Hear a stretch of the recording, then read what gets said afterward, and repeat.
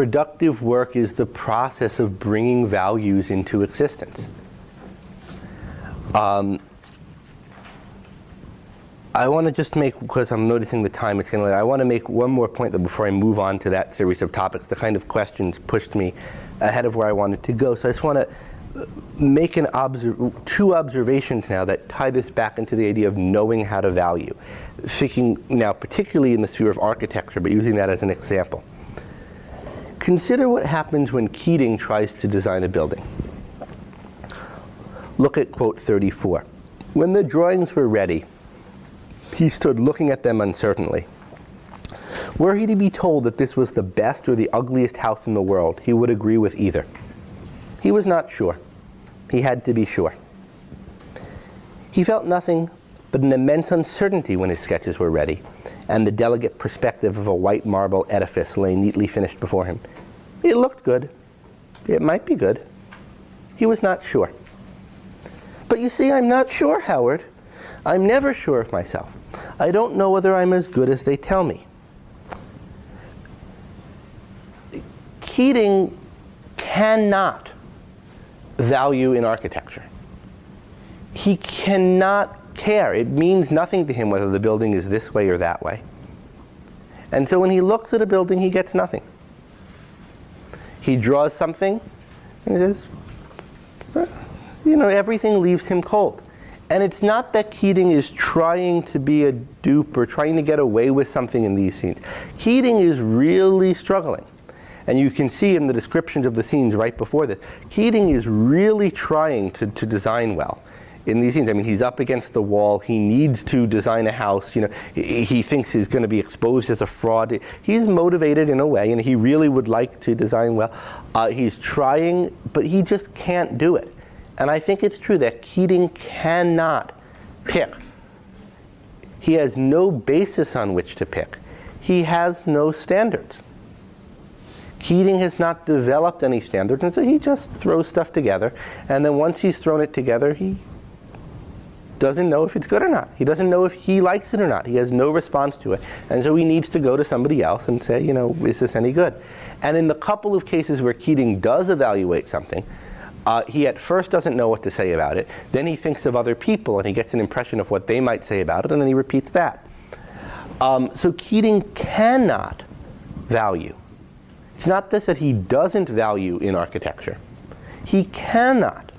Why can't he? Because he doesn't have certain things that are prerequisite, namely architectural standards. He doesn't know how to be an architect. So he doesn't know how to pick things in architecture. He doesn't know how to value architecturally. And more than in architecture, I'm not sure, Howard. I'm not sure of myself. I don't know whether I'm as good as they tell me I am. Not only can he not value in architecture, he can't value ethically. He doesn't have any standards, not only as an architect, but as a person.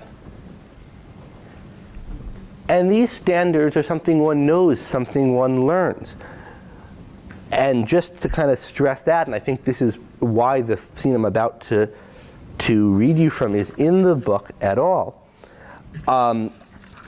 Rourke, we meet Rourke, he's very well developed, but not all the way. Cameron has to say to him after Rourke designs a building, "What in Christ's name was your idea? Oh, sorry, 38. What possessed you to indent that plan here? Did you just want to make it look pretty because you had to patch something together? Who do you think you are, Guy Franken? God help you? Look at this building, you fool. You get an idea like this and you don't know what to do with it. You stumble, etc." So here's Cameron bawling him out for proceeding like Guy Franken. What's he doing? He's doing, now for different reasons, but what Keating was doing, Keating just threw something together. Now this is just on a detail, Rourke. Overall the building had a good idea, but as to the issue of how should the plan be, whatever that means, I don't even know, should it be indented or not, he didn't have any reason for making it indented or not. He didn't have any standard related to the idea with which to select indented or not indented plan. And so he just kind of did something. And Cameron, thinks this is no good. You've got to have some standard. You've got to have a reason here. And Rourke learns that, and now Rourke, over time comes to indent plans better. And we see Rourke learning throughout the novel. So Keating has never learned how to value an architecture. It's not that there's something about Keating such that he couldn't value architecturally from when he was an infant, and he just had to be crummy. Rather, there's a learning process. One learns how to value, now in particular in architecture, as one comes to be an architect and develops architectural preferences and standards. Keating didn't do it.